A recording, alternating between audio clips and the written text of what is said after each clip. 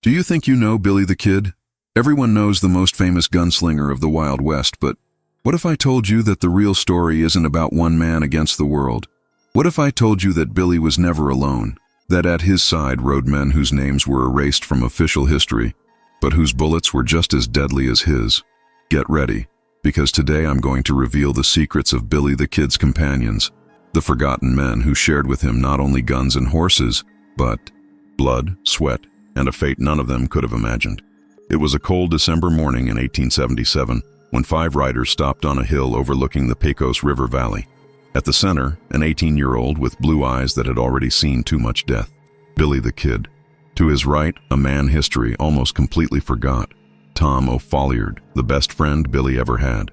To the left, Charlie Boder, a Texan who abandoned honest life for a friendship worth more than gold.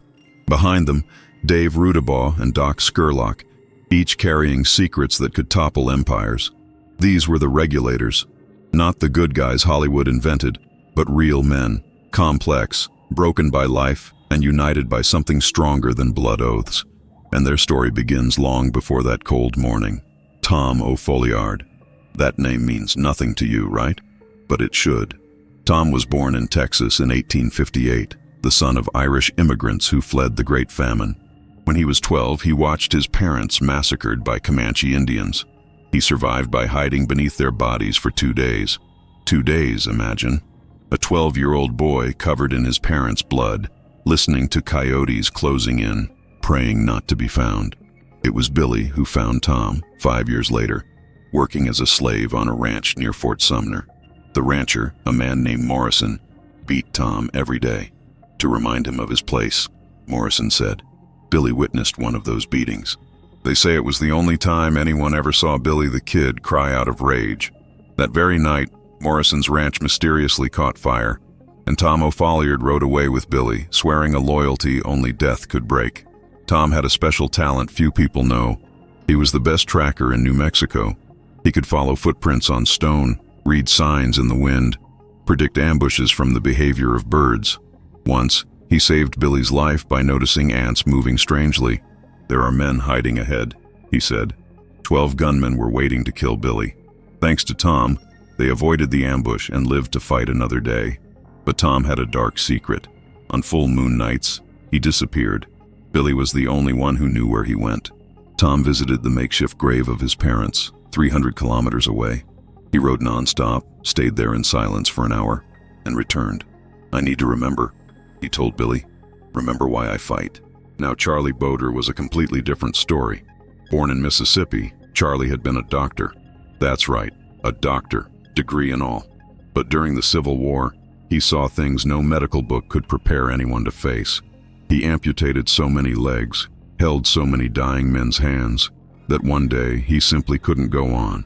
He threw his diploma into the fire and went west, swearing never to touch another human being again. But fate is ironic. It was precisely his medical skills that made him indispensable to Billy. At a time when a gunshot wound meant certain death, having Charlie around was like having a second chance. He saved Billy at least 4 times. In one case, Billy had taken a bullet to the abdomen. Any other doctor of the time would have declared him a dead man. Charlie operated with a kitchen knife and whiskey as anesthetic by candlelight, while a storm shook the cabin where they were hiding. Charlie was married, you know, to a beautiful Mexican woman named Manuela. She was the only person in the world who could make Charlie smile. But Manuela had tuberculosis, and Charlie spent every stolen cent on medicine for her. Billy knew this and always gave Charlie an extra share of the loot. "For Manuela's medicine," he would say quietly. The cruel irony? Charlie Boder, the doctor who became a gunslinger to escape death, would die in Billy's arms in December 1880, whispering Manuela's name as his blood stained the snow red. Billy closed his eyes and kept the promise he had made. He took care of Manuela until she died 3 months later, holding a photo of Charlie. Dave Rudabaugh was known as Dirty Dave, not because he didn't bathe, although he really didn't very often, but because there was no job too dirty for him. Before joining Billy, Dave had robbed trains with Jesse James. Think about that. The man had worked with Jesse James and chose to stick with Billy the Kid. Why? The answer lies in a story that has never really been told. In 1878, Dave was imprisoned in Kansas, waiting to be hanged. The execution date was set. the gallows built, the coffin purchased. On the night before the execution, a young Mexican appeared in Dave's cell. He only said, "Billy sends his regards." When the guards checked on Dave the next morning, they found the cell empty and a note. "Return the coffin. I won't be needing it anytime soon." Billy had masterminded the entire escape. He bribed guards, provided horses, created an escape route, all to save a man he barely knew. When Dave asked why, Billy replied, "Because you're loyal to your friends, and I need men like that." Dave had a unique skill. He was the best with dynamite in the entire West. He had learned from Welsh miners in Colorado. He could blow open a safe without damaging the money inside, bring down a bridge with surgical precision, or create an explosive distraction that allowed impossible escapes. Once, cornered in a cave by 30 men, Dave blew up the entrance in such a way that he created a curtain of dust and stones that lasted 10 minutes. Enough time for everyone to escape through a secret exit Tom had found. But Dave carried a curse. For every man he killed, he tattooed a small cross on his arm. When he died in 1886, decapitated in Mexico, yes, decapitated, he had 43 crosses. Billy had only 21 confirmed victims. Dave had twice as many, but history forgot him. Why? Because Billy had charisma. Dave only had raw, necessary violence. Josiah "Doc" Scurlock was the intellectual of the group.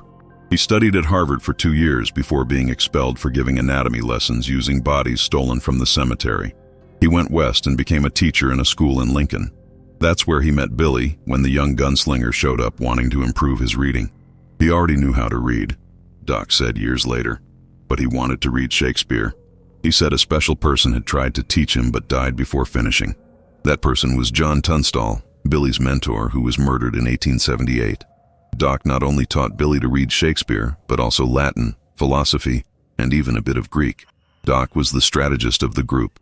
Every robbery, every ambush, every escape was meticulously planned by him.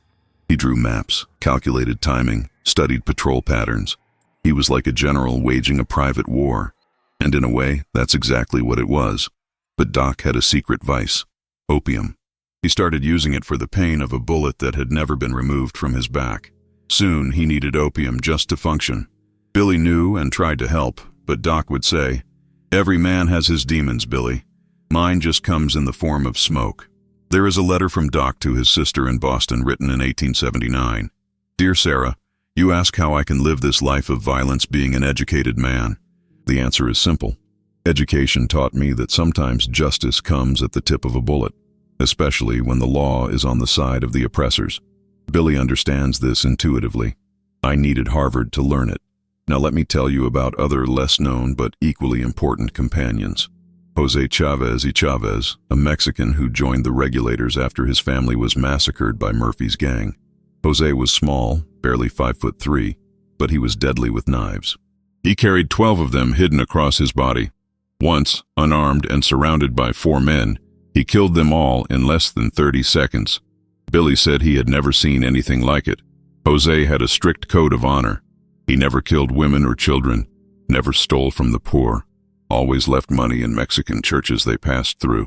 He was deeply Catholic and prayed before every shootout.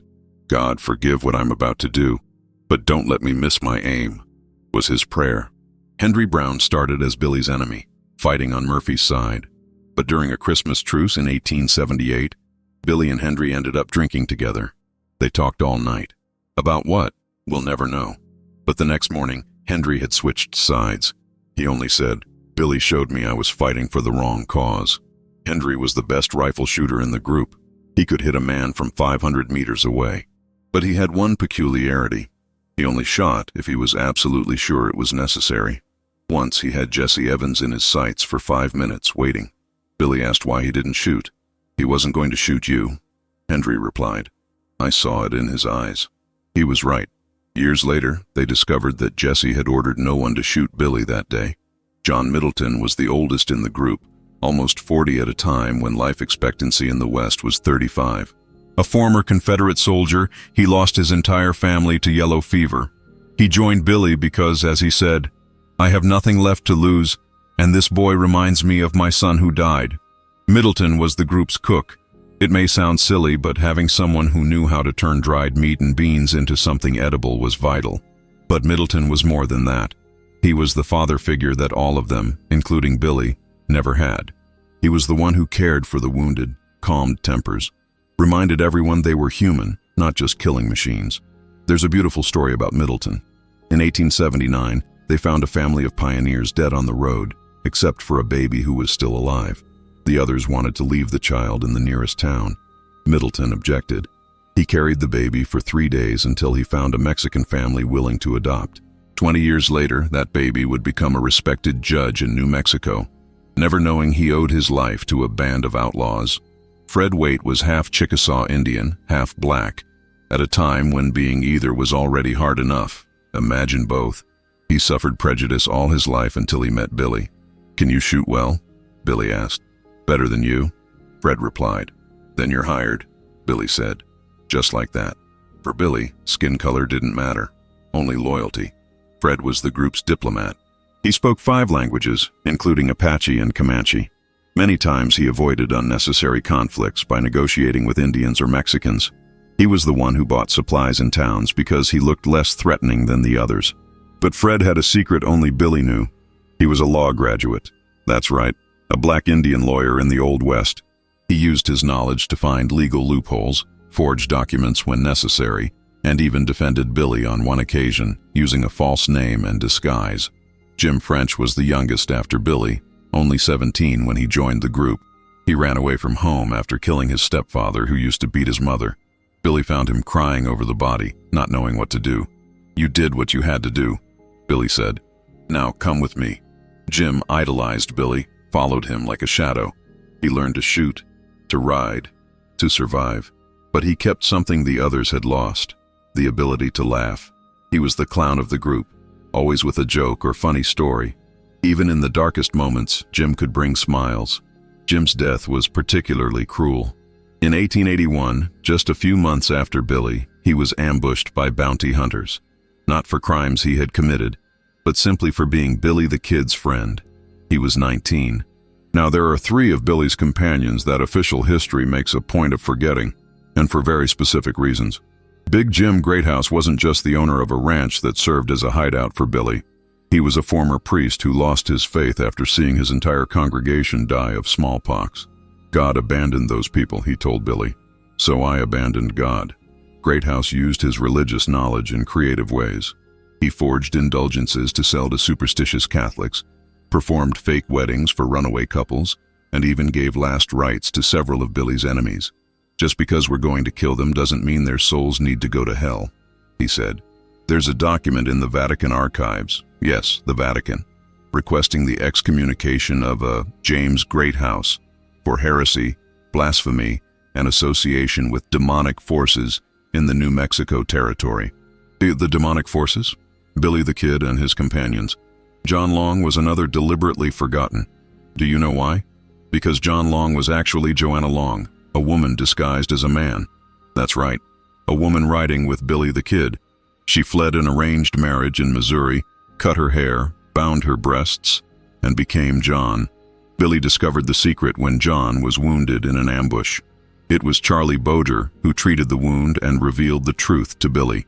Instead of expelling her, Billy said, "You shoot better than half the men here. Your secret is safe." Joanna John was the best with horses, could tame any animal in minutes, ride for days without rest, and had a 6th sense for ambushes. Saved the group countless times by sensing danger. After Billy died, she disappeared. Some say she returned to being a woman and got married.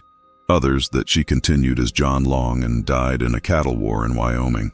The third forgotten one is Patrick Floyd, but not for what he was, rather for what he represented. Patrick was the son of a U.S. senator. He ran away from home to live adventures in the West and ended up joining Billy. When the senator found out, he moved heaven and earth to bring his son back. He offered Billy $50,000 to release Patrick. Billy refused, not because he wanted to keep Patrick, but because Patrick didn't want to go back. "Here I am free," Patrick wrote to his father in a letter. "Free to be who I am, not who you want me to be." The senator then did something unforgivable. He placed a bounty on Billy's head so high that every bounty hunter in the West went after him. Patrick died trying to protect Billy in 1880. taking a bullet meant for his friend. His last words were, "I finally did something that matters, Father." Senator Floyd spent the rest of his life trying to erase his son from history, destroying documents, buying silences. But the truth always finds a way. These men and woman were not just Billy the Kid's companions. They were his family, each broken in a different way, each searching for something society could not or would not give. They found each other and, for a brief moment in history, created their own justice in an unjust world. There is a photo taken in 1878 that shows some of them together. Billy at the center, of course, with that half-smile that became famous. Tom O'Folliard to his right, looking at Billy with clear adoration. Charlie Bowder holding a rifle, but with the gentle eyes of someone who had once been a doctor. Doc Scurlock in the back, always the observer. The others are in the shadows, literally and figuratively. But what the photo does not show are the moments between the bullets. The nights around the campfire where they shared stories and dreams. The freezing mornings dividing the last piece of bread. The moments of absolute terror followed by hysterical laughter of relief. The care with which they treated each other's wounds. The tears they shed when they lost companions. Tom O'Folliard was the first to die in December 1880. Pat Garrett and his men ambushed the group. Tom took a bullet to the chest. Billy held him in his arms as he died. "Take care of yourself, Billy," Tom whispered. "I'll be waiting on the other side." Billy cried. The toughest men in the West saw Billy the Kid cry like a child over the body of his best friend. Charlie Bowder died the same month, a few days later. Surrounded in Stinking Springs, Charlie was hit at dawn. Billy tried to stop the bleeding, but it was useless. "Tell Manuela that I love her," Charlie asked. "Tell her I'll be waiting." He died at noon, after hours of agony that Charlie faced with the dignity of someone who had once been a doctor and knew death intimately. Dave Rudabaugh managed to escape to Mexico, but his violence caught up with him.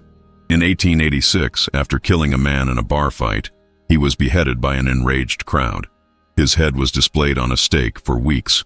The man who was a master of explosions met an explosively violent end.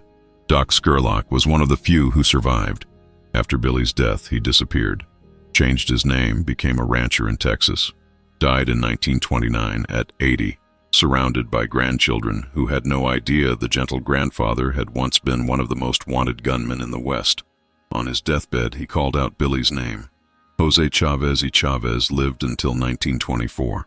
Became a sheriff, ironically, hunting the same kind of outlaw he once was. But he never forgot Billy. Every year, on the anniversary of his death, Jose went to the grave and left a red rose. "For my commander," he said in Spanish. Fred Waite returned to the land of his Chickasaw people, became a politician, and fought for indigenous rights. He used everything he learned from Billy, not the shooting, but the courage to face injustice. He died in 1895, respected by his people. His violent past, known only to a few, the others scattered like dust in the desert wind. Some died violently, others vanished into obscurity. A few found redemption, but all carried to the end the mark of having ridden with Billy the Kid. And Billy? Billy died on July 14, 1881, alone in a dark room, betrayed and ambushed. But even in death, he thought of his companions. His last words, according to Pete Maxwell, who was present, were, "Quién es? ¿Quién es?" Who is it? In Spanish, the language he learned from Jose. He died searching for a friend and finding a bullet. But the brotherhood that Billy created did not die with him. The survivors secretly met once a year, always in different places. They shared memories, honored the dead, and kept alive the flame of something the world tried to erase. In 1925, there was a final meeting. Only 3 were still alive: Doc Scurlock, Jose Chavez y Chavez, and surprisingly, Joanna Long, now a 67-year-old lady living as a respectable widow in Colorado. They gathered at the place where Billy was buried. They drank tequila, sang old songs, and cried for all those who were gone. Doc made a final toast. To Billy, who taught us that family is not about blood. It's about who is willing to shed blood for you. To Tom, Charlie, Dave, Jim, and all the others who rode with us, you are not forgotten. As long as one of us breathes, you live. 3 months later, Doc died. 6 months later, Jose. Joanna lived until 1927, the last witness of an era, taking to the grave secrets she never fully revealed. But there's a final twist in this story. In 2015, during renovations in a church in Lincoln, New Mexico, Workers found a metal box buried under the altar. Inside were personal belongings of the regulators. Tom O'Folliard's ring, Charlie Boder's burned medical diploma, a Bible with Doc Scurlock's notes, knives of Jose Chavez y Chavez, and a letter signed by all of them, dated 1878. We, the undersigned, swear before God and each other that our brotherhood transcends death, that our names may be forgotten, but our deeds will echo in eternity, that we fought not for glory or gold, but for justice in an unjust world, that Billy the Kid is not a man but an idea, the idea that the oppressed can fight back, and ideas, unlike men, are immortal. Who buried these objects? How did they survive? Why under an altar? Mysteries that will likely never be solved, but they prove one thing. Billy the Kid's companions were more than gunslingers. They were revolutionaries, each in their own way, fighting against a system that turned them into outlaws. They came from everywhere: Ireland, Texas, Mississippi, indigenous tribes, Mexico. They were doctors, teachers, farmers, even a disguised woman and a senator's son, united not by greed or bloodlust, but by a shared understanding that sometimes the only justice available comes at the barrel of a gun. Every bullet they fired was a vote against oppression. Every robbery was wealth redistribution. Every escape was an act of resistance. They weren't heroes in the traditional sense, but neither were they one-dimensional villains. They were complex men in impossible times, making terrible choices because the alternatives were worse. Billy the Kid became legend. His companions became footnotes, but without them, Billy would have been just another dead and forgotten gunman. It was they who kept him alive when all of New Mexico wanted him dead. It was they who died so the legend could be born. Tom O'Folliard, the orphan who found in Billy the brother he never had. Charlie Boder, the doctor who chose bullets over scalpels. Dave Rudabaugh, the human bomb who exploded more than dynamite. Doc Scurlock, the intellectual who discovered that sometimes words are not enough. Jose Chavez y Chavez, the Mexican who proved that honor has no nationality. And all the others, each with their own story of pain and redemption. These were the true companions of Billy the Kid. Not sidekicks or henchmen, but equals. Brothers in arms and in soul. Men who chose to stand by Billy knowing it meant almost certain death. And when death came, they faced it with heads held high, knowing they had lived free in a world that wanted everyone chained. The next time you hear about Billy the Kid, remember, he never rode alone. At his side were extraordinary men whose names deserve to be remembered. Tom, Charlie, Dave, Doc, Jose, Fred, Jim, Hendry, John, Joanna, Patrick, and so many others. They shared more than weapons and fate. They shared a moment in history when outlaws were the only ones delivering justice. And maybe, just maybe, somewhere beyond the sunset in the New Mexico desert, they still ride together, not as ghosts, but as reminders that when the law fails, when justice is denied, there will always be those willing to take up arms and fight. Right or wrong, they fought. And in a time when many only survived, they truly lived. This is the true story of Billy the Kid's companions. Forgotten men who made history, outlaws who were more heroic than many men of the law, friends who proved that loyalty is worth more than gold, and above all, human beings who, amid violence and chaos, found each other and created something resembling a family. The Old West died with them. But the lessons they left behind, about loyalty, courage, and the price of freedom, those are immortal. As they themselves wrote, ideas do not die. And the idea that ordinary men can rise up against tyranny, that idea lives forever. If you made it this far, it's because this story touched you the same way it touched me when I discovered these incredible characters forgotten by official history. Subscribe to the channel right now and hit the bell, because I have many more historical secrets to reveal, many more forgotten heroes to bring back to life. Comment down below which of Billy's companions impressed you the most. Was it Tom with his unshakable loyalty? Charlie with his medical past? Or Joanna with her courage to live as a man in an impossible time? Tell me, because I read all the comments. And in the next video, I'll reveal something even more shocking. What really happened on the night Billy the Kid died. Spoiler, it was nothing like the books say. Until then, partner.